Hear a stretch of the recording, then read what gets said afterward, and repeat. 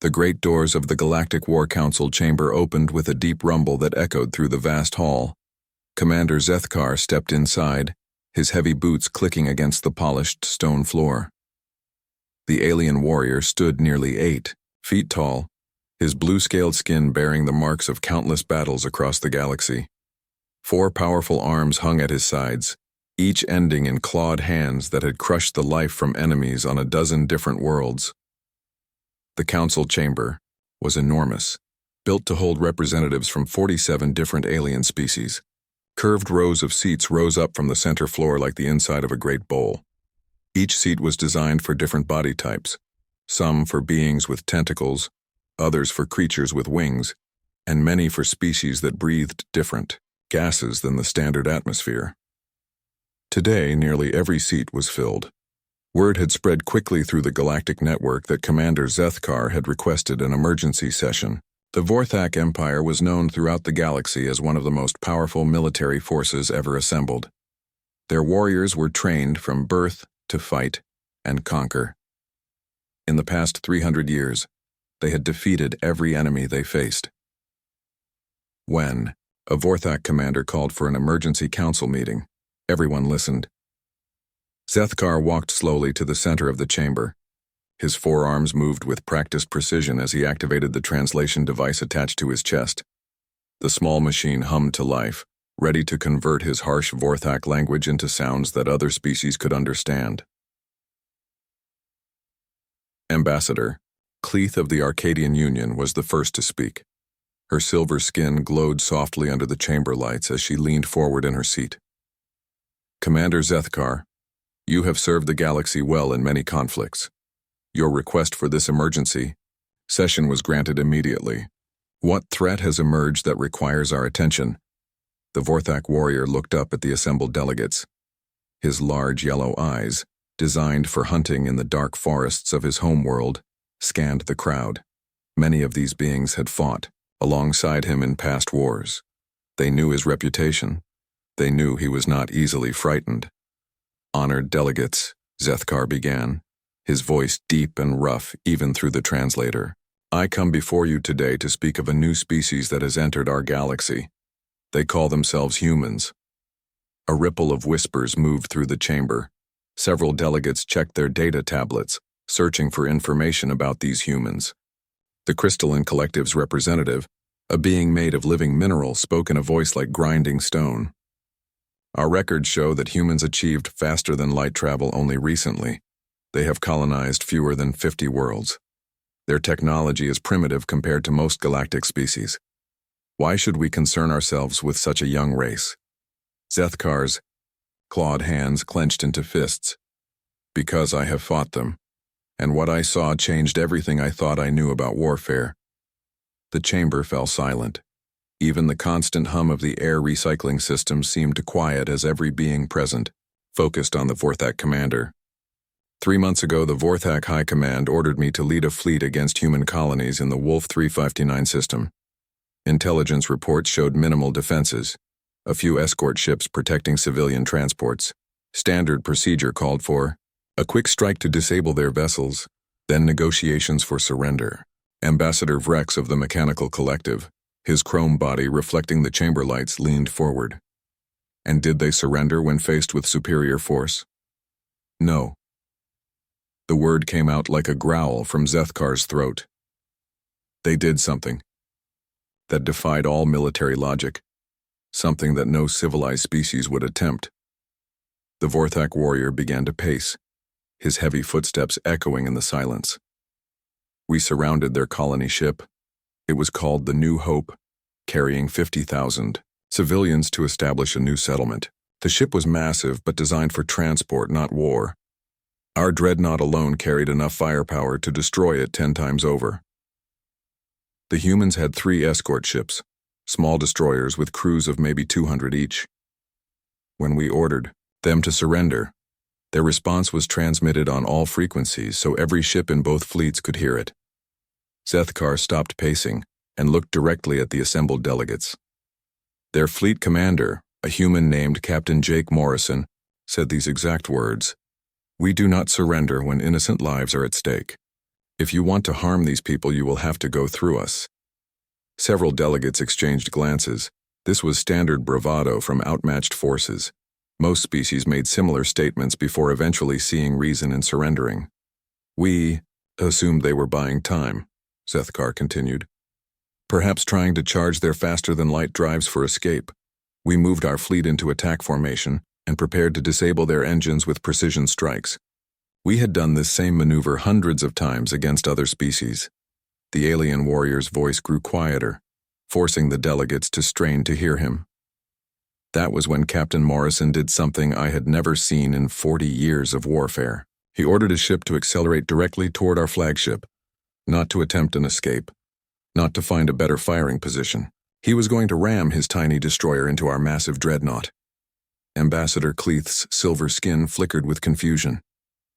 Ramming attacks are occasionally attempted by desperate forces, but they rarely succeed against larger vessels. This was not a desperate last attempt, Zethkar said. This was calculated. Morrison's tactical officer, a female human named Lieutenant Amy Rodriguez, had been scanning our ship for weak points. She found that our primary weapons array was protected by overlapping shield generators. If they could hit the exact center, point where the shields overlapped, the explosion would create a cascade failure. The crystalline collective representative made a sound like breaking glass. The mathematics for such a strike would be incredibly complex. The timing would need to be perfect. They had 17 seconds from the moment they began their attack run until impact, Zethkar replied. Rodriguez calculated the trajectory, accounting for our ship's movement, their ship's acceleration, and the rotation of both vessels. She solved the equation while their ship was taking direct fire from our weapons. The chamber was completely silent now. Even species that communicated through scent or electromagnetic fields had stopped their constant background chatter. Zethkar's voice became barely above a whisper. In those final 17 seconds, we offered them one last chance to surrender. We promised them honorable treatment as prisoners of war. We even offered to spare the colony ship if they would simply change course. Captain Morrison's response was transmitted to every ship in both fleets. He said, "Tell my people that we held the line. Tell them that 200 stood against 10,000 so that 50,000 could live." The Vorthak warrior stopped speaking for a long moment. His forearms hung at his sides and his large yellow eyes stared at the floor. The Liberty struck our flagship exactly where Lieutenant Rodriguez had calculated. The explosion tore through our primary weapons array and disabled our main engines. Both ships were destroyed instantly. All 200 humans died in the impact. Ambassador Vrex spoke in his mechanical voice. "A successful ramming attack, while rare, is not impossible. Surely your remaining ships could have pursued the colony vessel." Zethkar looked up, and for the first time the delegates could see something in his eyes that they had never seen before in a Vorthak warrior. Fear. "That was not the end," he said. As our flagship burned and our fleet regrouped, the two remaining human destroyers moved to positions flanking the colony ship. Their captains transmitted a message to us. They said, "Captain Morrison showed us the way.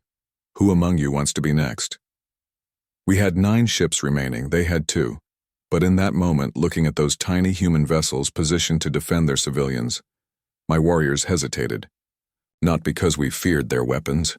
We hesitated because we finally understood what we were facing. Zethkar raised all 4 of his arms, addressing the entire council. We were not fighting soldiers who hoped to win. We were fighting beings who had already accepted death as the price of protecting others. And that, honored delegates, changes everything. The silence in the council chamber stretched on as Commander Zethkar stood motionless in the center of the room. His 4 arms remained raised, and his yellow eyes continued to scan the faces of the assembled delegates. Many of them shifted, uncomfortably in their seats. The idea of accepting death as a tactical choice was foreign to most galactic species. Ambassador Cleith was the first to break the silence. Her silver skin had dimmed to a pale glow, a sign of deep concern among her people. "Commander, you speak of one incident. Perhaps this Captain Morrison was mentally unstable. Individual madness does not represent an entire species." A low rumble came from Zethkar's throat, a sound that his translator could not convert into words. It was the Vorthak equivalent of bitter laughter. I thought the same thing, honored delegate. After the battle at Wolf 359, I reported to High Command that we had encountered an isolated case of human insanity. I recommended that future engagements proceed with standard protocols. The alien warrior began pacing again, his heavy boots clicking against the stone floor. High Command agreed with my assessment. They assigned me to lead another operation against human forces. This time the target was a small research station on the planet Xerion 7. Intelligence reports showed minimal military presence, a handful of scientists studying ancient ruins, protected by a single human soldier. Representative Morg of the Bruthen clans, a massive creature covered in thick gray hide, spoke in a voice like grinding boulders. One soldier against an entire Vorthak battalion? This should have been a simple capture operation. That is exactly what I thought, Zethkar replied. Xerion 7 is a jungle world with dense vegetation and frequent storms. The research team had established their base near some ancient stone structures left by a long-dead civilization. Our orders were to capture the humans for questioning about their exploration activities in that sector.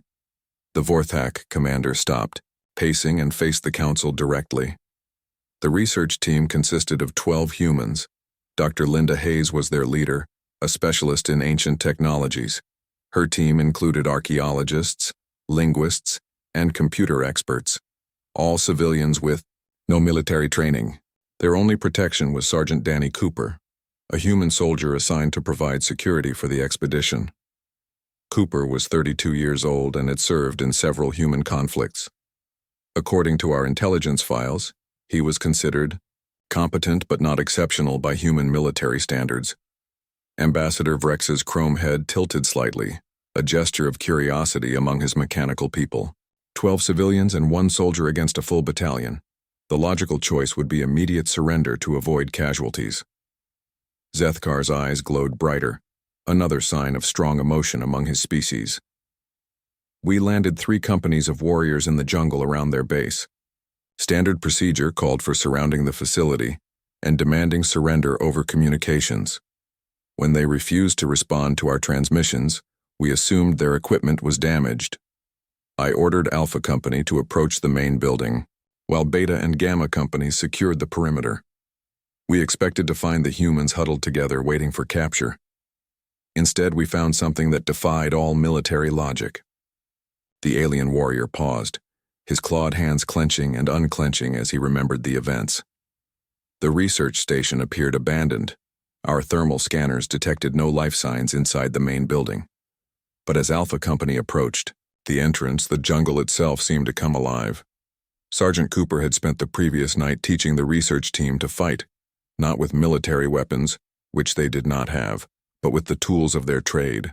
Dr. Hayes had converted her geological survey equipment into motion detectors. The linguist, Dr. Paul Mason, had rigged his translation computers to jam our communications. The archaeologist, Dr. Betty Walsh, had used her excavation tools to dig concealed fighting positions throughout the jungle. Representative Keth of the Aquatic Federation, speaking through a water-filled communication sphere, asked in bubbling tones, "But surely civilians, even armed with improvised weapons, could not threaten trained warriors." "That is what I believed," Zethkar answered. But Cooper had done something unprecedented. He had turned 12 frightened scientists into a coordinated fighting force in a single night. More importantly, he had taught them to use their intelligence as a weapon. The Vorthak commander's voice grew more strained as he continued. Dr. Hayes, the geologist, had analyzed the soil composition around our landing site. She knew exactly where to place chemical mines made from her laboratory supplies. When Alpha Company entered the jungle, their boots triggered reactions that released toxic gases. 3 of my warriors were incapacitated before they could retreat. Dr. Mason, the linguist, had studied our communication protocols from intercepted transmissions. He fed false orders into our network, sending Beta Company to the wrong coordinates while directing Gamma Company into prepared ambush sites.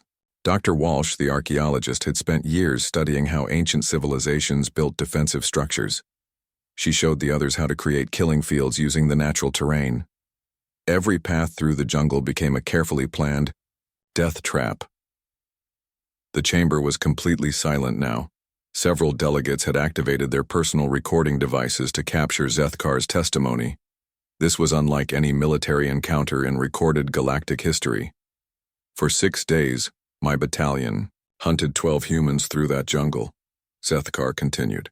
Every day, we lost more warriors to their traps and ambushes. They used chemistry to poison our water supplies.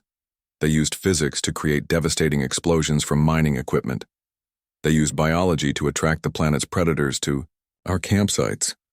But it was Sergeant Cooper who truly terrified my warriors. He moved through that jungle like a ghost, striking without warning and disappearing before we could respond. He had taught the civilians to support him with intelligence and logistics while he conducted the actual combat operations. Ambassador. Cleith leaned forward in her seat. How many casualties did your battalion suffer during these 6 days? 43 warriors killed, 76 wounded, Zethkar replied.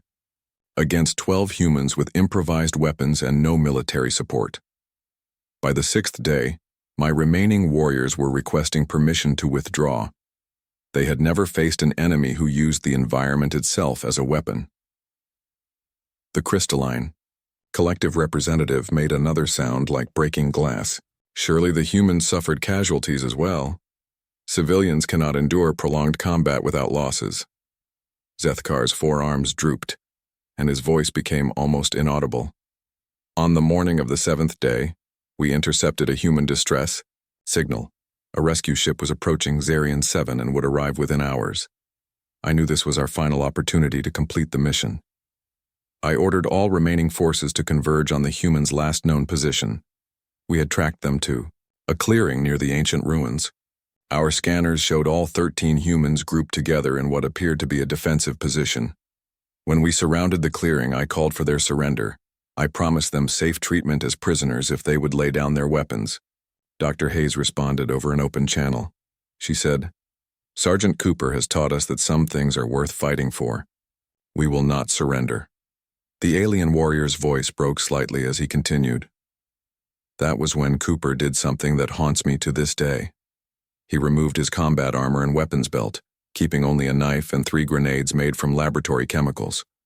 He told his people to run for the evacuation zone while he bought them time. Cooper charged our entire remaining force alone, 1 human soldier against 60 Vorthak warriors. He was screaming something in his language that our translators could not process. It was not words. It was something far more primitive and terrifying. Zethkar looked up at the assembled delegates, his eyes reflecting a pain that transcended species barriers. I have fought in 17 major campaigns across the galaxy. I have seen courage and desperation and tactical brilliance, but I had never seen anything like what Cooper did in those final minutes. He killed 17 of my warriors before we finally brought him down.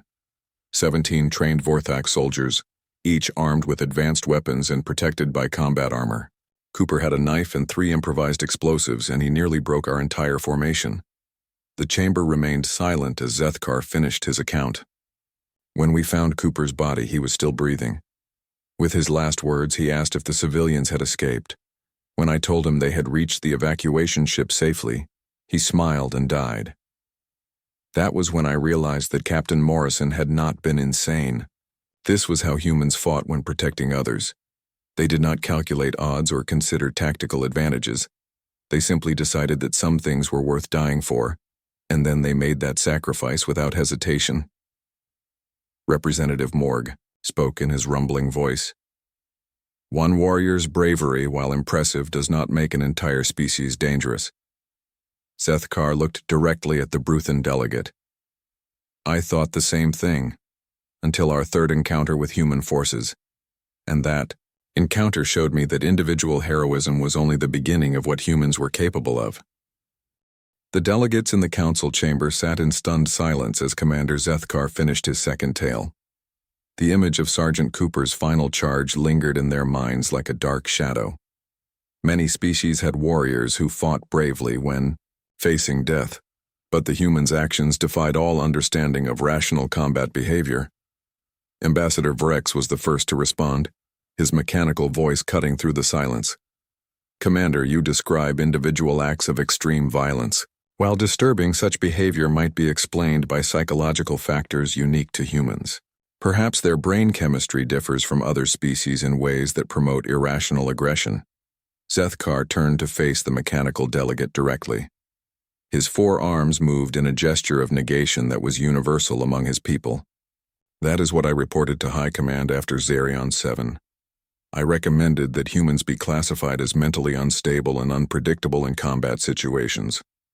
I suggested avoiding direct confrontation until we could study their psychology more thoroughly." The Vorthak warrior began pacing again, his heavy footsteps echoing in the vast chamber. "High Command rejected my recommendation. They believed that 2 incidents were insufficient data to change our military doctrine. They ordered me to conduct one more operation against human forces to gather additional intelligence." Representative Keth's water-filled sphere bubbled as she spoke. "A reasonable decision. Military strategy should not be based on limited encounters with unusual individuals." "I agreed completely," Zethkar replied. The third operation was planned. As a standard siege. Our target was Titan Station, humanity's primary military outpost in the Centauri system. The station housed 5,000 human personnel and served as their main supply depot for that entire sector. The alien commander stopped pacing and faced the assembled delegates. Titan Station was a massive structure, built into an asteroid, and heavily fortified. Our intelligence estimated it could withstand a direct assault for several months. The station's defenses included advanced shield generators, multiple weapon platforms, and a garrison of experienced human soldiers. Ambassador Cleith's silver skin flickered with interest. "A properly fortified position with adequate supplies. Such installations typically negotiate surrender terms when faced with overwhelming force." "Exactly," Zethkar confirmed.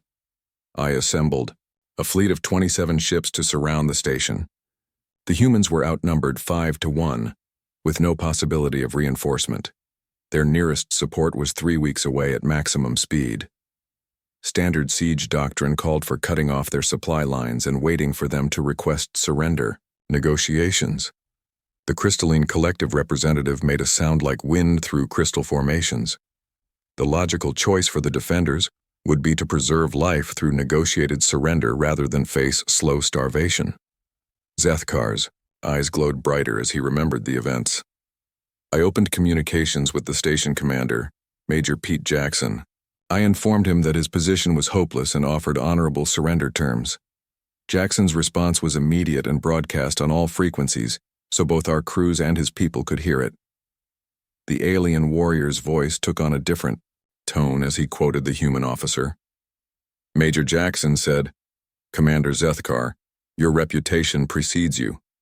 We know you are an honorable warrior who keeps his word, but we cannot surrender this station. Too many human lives depend on the supplies and intelligence stored here." I attempted to negotiate with him. I pointed out that his 5,000 people would die if he refused surrender. Jackson's reply was something I will never forget. He said, 5,000 deaths here might prevent 50,000 deaths elsewhere. We have made our choice." Representative Morg's thick hide rippled with confusion. The human commander chose certain death for his people rather than possible death for others? This makes no tactical sense. "That is what I believed," Zethkar answered. "I ordered my fleet to begin the siege. We cut off all supply routes and jammed their communications. Our plan was simple: wait for their resources to run out, then accept their surrender when hunger forced them to see reason." The Vorthak commander's forearms moved in complex patterns as he spoke, gestures that conveyed deep emotional distress among his people. "For 3 weeks, we maintained the siege. Our sensors showed the station's power levels dropping steadily. Their food supplies were clearly running low. Their shield generators were operating at reduced capacity to conserve energy. Every few days I would contact Major Jackson to offer surrender terms. Each time he refused. But something strange was happening inside the station. Our sensors detected massive amounts of internal construction activity. They were building something instead of conserving their remaining resources. Ambassador Vrex leaned forward with mechanical precision. "What type of construction? Weapons? Defenses. We could not determine the purpose, Zethkar replied. The construction was taking place in the station's central core, shielded from our sensors. But it was consuming enormous amounts of power and materials, resources that could have extended their survival time significantly. The alien warrior's voice grew quieter, forcing the delegates to strain to hear him. On the 20th day of the siege, something unexpected happened. We detected a massive power surge from the station's core. Every energy source on the installation was being channeled into whatever they had built. Then the transmission began. Zethkar stopped speaking for a long moment, his yellow eyes staring at the floor. When he continued, his voice was barely above a whisper. It was not a surrender message, it was not a plea for help. It was a complete tactical analysis of my entire fleet. The chamber erupted in surprised murmurs. Several delegates activated their translation devices, certain they had misunderstood the commander's words. Major Jackson's chief engineer, a female, human named Lisa Parker, had converted the station's life support systems into a massive transmission array. While their people slowly starved, she and her team had been studying our ships. They cataloged every vessel type, every weapon system, every defensive capability. The transmission contained detailed schematics of Vorthak technology, tactical assessments of our fleet formations, and precise calculations of our ship's vulnerabilities. They had turned their final weeks into an intelligence-gathering operation. Representative Keth's sphere bubbled frantically. But why? What purpose could such information serve if they were all going to die? Zethkar looked up at the aquatic delegate. Because they were not gathering intelligence for themselves. They were gathering it for other humans. Jackson's transmission was being broadcast on a frequency that could reach human space, 3 weeks away. The alien commander's voice grew stronger as he continued. Major Jackson contacted me one final time. The station's shields were failing, and life support was down to critical levels. He said, "Commander Zethkar, we want you to know that dying here was not a failure. Every detail of your fleet, every weakness in your ships, every tactical pattern you use has been recorded and transmitted to our people." Then he said something that still haunts me. "When the human rescue fleet arrives, they will know exactly how to defeat you. Our deaths will save thousands of human lives in future battles. That makes this sacrifice worthwhile." The chamber fell silent again as the implications of Jackson's words sank in. The humans had not been trying to survive the siege. They had been using it as an opportunity to study their enemies. Zethkar's forearms spread wide as he addressed the entire council. 3 days later, the human rescue fleet arrived. 28 ships against my 27, roughly equal numbers. By all military logic, the battle should have been evenly matched. It was not a battle, it was a massacre. The alien warrior's voice cracked with emotion as he continued. Armed with perfect intelligence about our capabilities, the human fleet dismantled us systematically. They knew exactly where to hit each ship for maximum damage. They predicted our tactical movements before we made them. They exploited weaknesses in our formations that we did not even realize existed. In 4 hours, they destroyed or disabled 23 of my ships. Only 4 vessels, including my own, survived long enough to retreat. The human rescue fleet suffered minimal casualties while achieving total victory. Ambassador Cleeth's silver skin had dimmed to almost complete darkness. The humans at Titan Station died to give their people a tactical advantage. They died to save strangers, Zethkar corrected. People they had never met on worlds they had never seen. Jackson and his 5,000 personnel sacrificed their lives so that unknown humans in future battles would have a better chance of survival. The Vorthak commander stood motionless in the center of the chamber, his yellow eyes reflecting the overhead lights. That was when I finally understood what we were facing. Humans do not fight for personal glory or individual survival. They fight for an idea that transcends individual existence. They believe that some principles are worth dying for. More than that, they believe that dying for those principles is a form of victory. This makes them unlike any enemy we have ever encountered. Representative Morg spoke in his rumbling voice. You described tactics that prioritize future advantage over immediate survival. This is not necessarily irrational. The council chamber remained silent for several minutes after Commander Zethkar finished his third tale. The alien delegates sat motionless in their seats, each processing the implications of what they had heard. The concept of using death as a tactical advantage was so foreign to their understanding that many struggled to accept it as real. Finally, Ambassador Cleith spoke, her silver skin barely glowing in the chamber lights. "Commander, your accounts describe humans who choose death over surrender in hopeless situations. While this behavior is unusual, it does not necessarily make them a galactic threat. Many species have warriors who prefer death to capture." Zethkar's 4 arms moved in slow, deliberate gestures as he responded. "Honored Delegate, I understand your reasoning.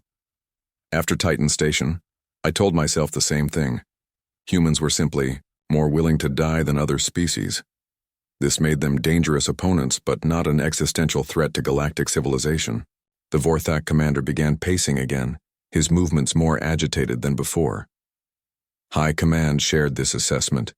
They issued new protocols for dealing with human forces: offer no quarter, expect no surrender, and prepare for heavy casualties. They believed this would be sufficient to handle the human problem. Representative Rex's mechanical head tilted with curiosity. A logical adaptation to enemy tactics. Did these new protocols prove effective? "For a time, yes," Zethkar replied. Vorthak forces began achieving victories against human settlements and military outposts. The humans still fought with suicidal determination, but we learned to account for this in our planning. Casualty rates remained high, but acceptable. The alien warrior stopped pacing and faced the assembled delegates directly. Then came the incident at the Kepler Station mining colony, and that changed everything. Ambassador Keith's water-filled sphere bubbled as she spoke. "Another human outpost?"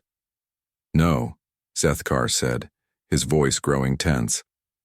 Kepler Station was not a human facility. It was a joint operation between the Arcadian Union and the Crystalline Collective. 3,000 civilian workers from 12 different species, including humans, were mining rare minerals in that system. The chamber stirred as delegates from the mentioned species leaned forward with interest. Kepler Station had been destroyed 8 months ago with all hands lost. The official reports blamed equipment failure. The Vorthak fleet was not targeting the station, Zethkar continued. "We were pursuing a group of human ships that had raided one of our supply convoys. The humans fled to the Kepler system and took refuge near the mining station." Representative Keth bubbled again. "Standard military protocol would be to demand the station's authorities surrender the raiders or face consequences." "Exactly what we did," Zethkar confirmed. "I contacted Station Commander Yeltran and Arcadian-like Ambassador Cleith. I explained that we were pursuing human raiders and demanded their immediate surrender. Commander Yeltran informed me that the humans had requested asylum, and that the station's charter prohibited turning over refugees to hostile forces." Ambassador Cleith's skin flickered with recognition. "Yeltran was my cousin's offspring. He was known for strict adherence to interspecies law. He would not have violated asylum protocols without serious cause." Zethkar's eyes dimmed as he continued. "I gave Commander Yeltran 12 hours to reconsider his decision. The human ships were clearly damaged from our pursuit and posed no immediate threat. But I could not allow them to escape after attacking our forces. During those 12 hours, something unprecedented occurred. The human refugees did not remain passive while others debated their fate. They integrated themselves into the station's defense systems. The Crystalline Collective representative made a sound like grinding stone. Kepler Station had minimal defenses. It was a civilian mining operation, not a military installation. The humans changed that, Zethkar replied. There were 47 human refugees on the station, mostly crew members from damaged ships. They were led by Captain Nick Barnes, a human freight hauler who had been transporting medical supplies when we intercepted him. The alien commander's voice grew more strained as he remembered the events. Captain Barnes organized the entire station's population for defense, not just the humans, but workers from all 12 species represented there. He convinced them that the Vorthak Empire would not honor civilian protections if they gained control of the station. Representative Morg's thick hide rippled with confusion. How could humans convince other species to fight against overwhelming odds? Most civilized beings would seek negotiated solutions. Barnes did something I had never seen before, Zethkar answered. He showed the station's population recordings of previous Vorthak operations. Battle footage from Wolf 359, Xerion 7, and Titan Station. He explained how humans had fought and died protecting others, even when victory was impossible. The Vorthak. Warriors' forearms moved in complex patterns of distress. Then Barnes made a speech to the entire station population. He said that humans had learned one important truth from their encounters with the Vorthak Empire. Some things were worth fighting for, regardless of the consequences. He told them that if they surrendered the human refugees, the Vorthak Empire would see weakness. He predicted that we would make future demands on other civilian installations, knowing that fear would ensure compliance. He said that someone had to draw a line and refuse to step back. Ambassador Vrek spoke in his mechanical voice. Emotional manipulation of civilian populations, a form of psychological warfare. It was not manipulation, Zethkar said firmly. Barnes was telling them the truth.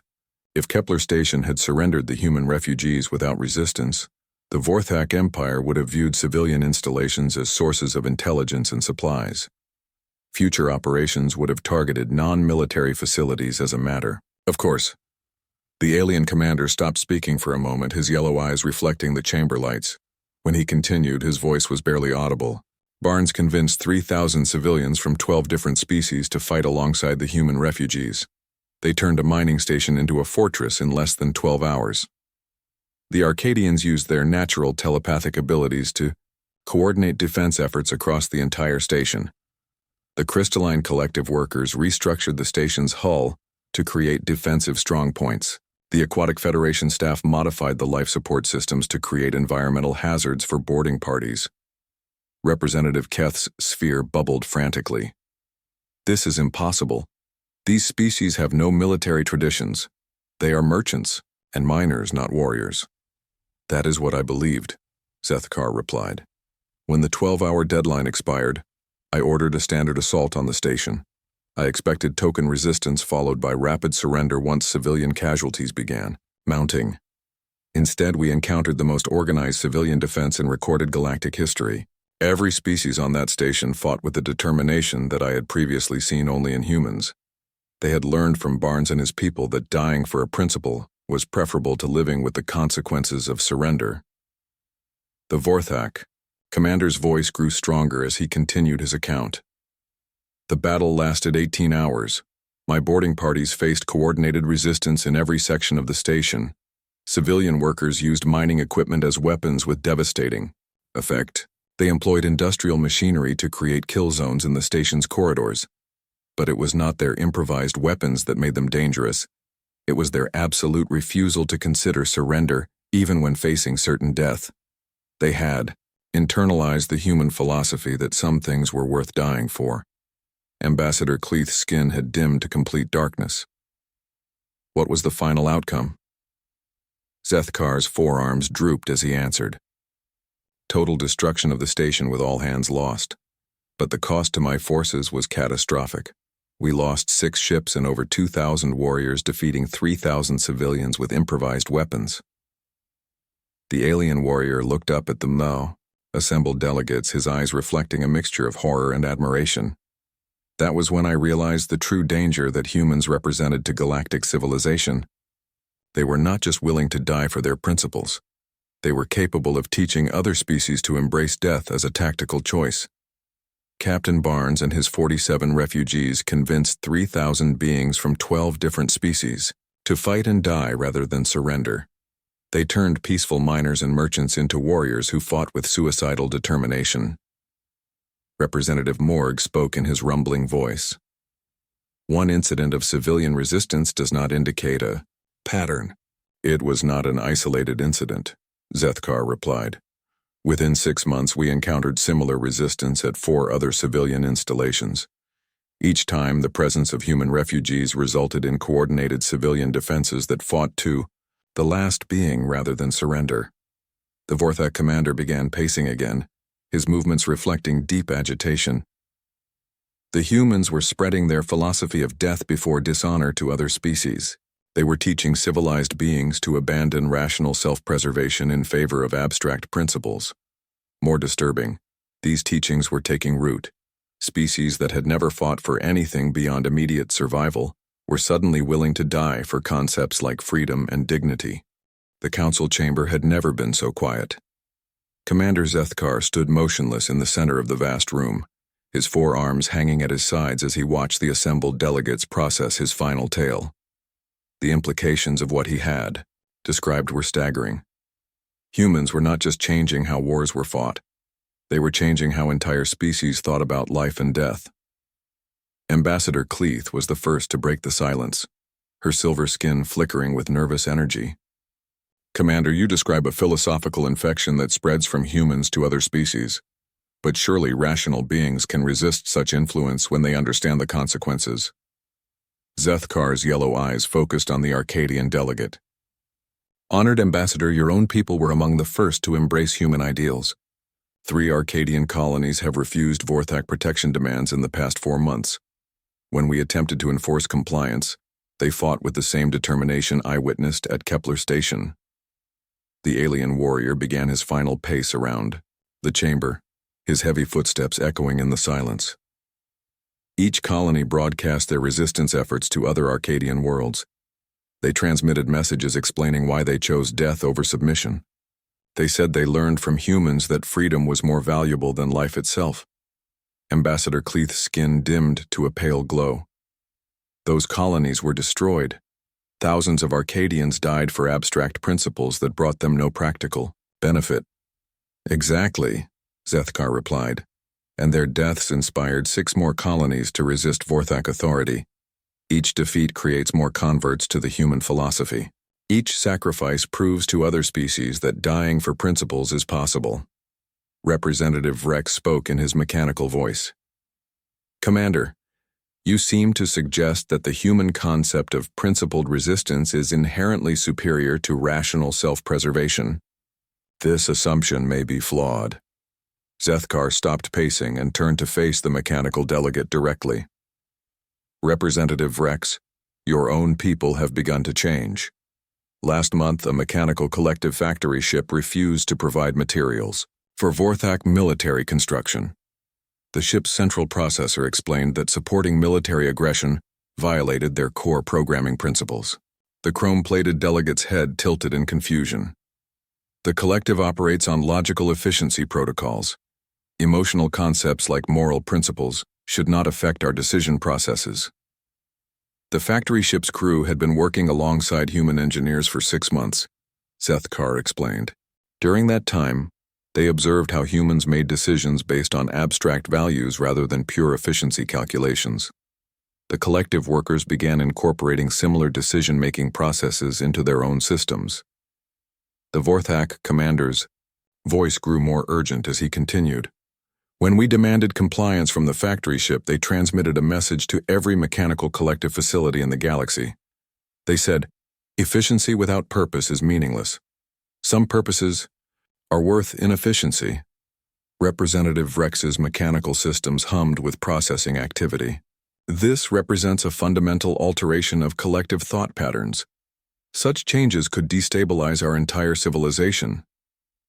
That is exactly what is happening throughout the galaxy, Zethkar confirmed. Human contact with other species is causing widespread philosophical transformations. Beings who never questioned authority are suddenly willing to die for the concept of freedom. Species that prioritize survival above all else are embracing abstract principles as more important than life. The alien warrior resumed his pacing, his movements reflecting increasing agitation. The Aquatic Federation has reported similar incidents. Federation merchant vessels are refusing to transport materials that could be used for military purposes. When challenged, they cite human teachings about moral responsibility for the consequences of their actions. Representative Keth's, water-filled, sphere bubbled frantically. The Federation's economy depends on interspecies trade. We cannot afford to make moral judgments about every cargo shipment. Yet your people are doing exactly that, Zethkar replied. Human crew members working on Federation ships have convinced aquatic workers that some profits are not worth earning. They teach that participation in activities that harm others makes one responsible for the resulting damage. The Vorthak commander stopped pacing and faced the entire council. Every species that has significant contact with humans is experiencing similar transformations. The Crystalline Collective has begun refusing mining contracts that damage inhabited worlds. The Bruthan clans have stopped providing security services for operations they consider morally questionable. Even my own people are not immune to this influence. Vorthak warriors who have fought alongside human forces report that they can no longer view civilian casualties as acceptable collateral damage. They say humans have taught them to value the lives of non-combatants. Representative Morg's thick hide rippled with concern. You described the collapse of established military doctrine and economic systems. This level of societal change could lead to galactic chaos. Zethkar's forearms spread wide as he addressed the massive Bruthan delegate. Representative Morg, the changes have already begun. 3 Bruthan security companies have terminated contracts with clients they consider ethically questionable. They cite human examples of refusing to profit from activities that harm innocent beings. The alien warrior's voice grew more intense as he continued. The humans are not imposing their philosophy through force or deception. They simply demonstrate their beliefs through their actions, and other species choose to adopt similar values. This makes their influence impossible to counter through traditional means. Ambassador Cleith leaned forward in her seat. Commander, you speak as if these changes are inherently negative.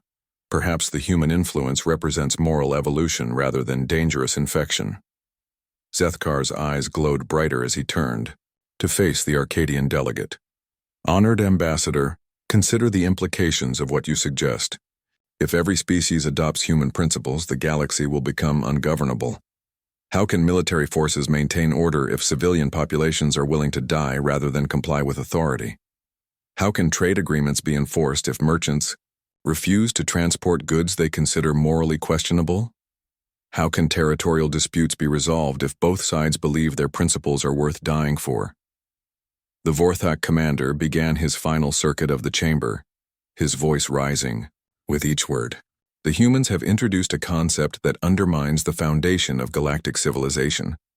The idea that individual conscience should override collective authority. When humans teach other species to value abstract principles over practical considerations, they create populations that cannot be controlled through traditional methods. Fear of death becomes meaningless when beings believe that some things are worth dying for. Representative Vrek spoke again, his mechanical voice cutting through the tension. Commander, you have described human influence as inherently destabilizing, but perhaps adaptation to this new paradigm is preferable to resistance. Zethkar stopped pacing and stood motionless in the center of the chamber. Representative Vrex, the Vorthak Empire has considered both options.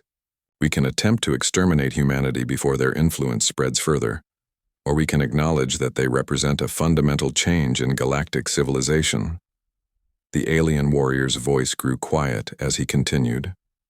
Military analysis indicates that extermination is no longer possible. Human settlements are too widespread, and too many other species now share their philosophical outlook. Any attempt to eliminate humans would result in galaxy-wide resistance. More importantly, such an attempt would prove the validity of human teachings about the necessity of fighting against oppression.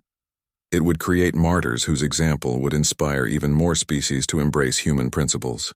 Ambassador Keth's sphere bubbled as she spoke. What alternative does the Vorthak Empire propose? Zethkar's forearms moved in complex gestures of formal declaration. The Vorthak High Command has authorized me to make the following announcement.